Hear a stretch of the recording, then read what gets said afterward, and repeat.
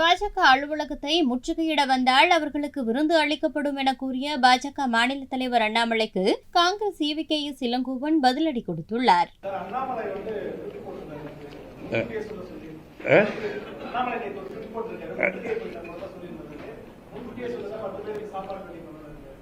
எங்களுக்கு நாங்கள் வந்தோம்ல, எங்களுக்கு நான் வெஜிடேரியன் வேணும், எங்களுக்கு பீஃப் பிடிக்கும், அதான் நான் வெஜிடேரியன் பீஃப் எல்லாம் பண்ணிடுறோம்.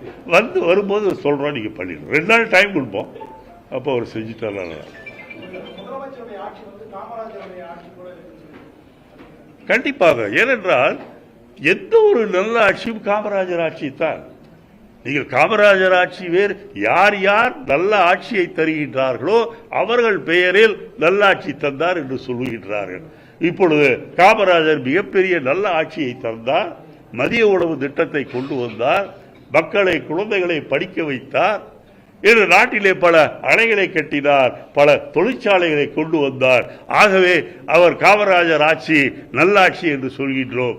அதேபோல் ஸ்டாலின் அவருடைய ஆட்சியும் பெண்களுக்கு பல நல்ல காரியங்களை செய்திருக்கின்றார்.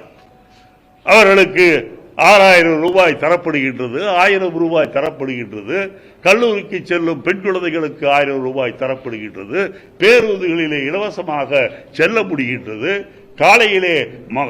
காலையிலே பிரேக்ஃபாஸ்ட் என்று சொல்கின்றோமே, காலை உணவு, அது மாணவர்களுக்கு இலவசமாக தரப்படுகின்றது.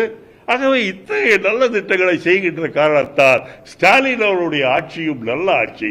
அது ஸ்டாலின் ஆட்சியாக இருந்தாலும் சரி, காமராஜர் ஆட்சியாக இருந்தாலும் சரி, யார் நல்லவைகளை செய்தாலும் அதை காமராஜர் ஆட்சி என்று சொல்லலாம், ஸ்டாலின் ஆட்சி என்று சொல்லலாம்.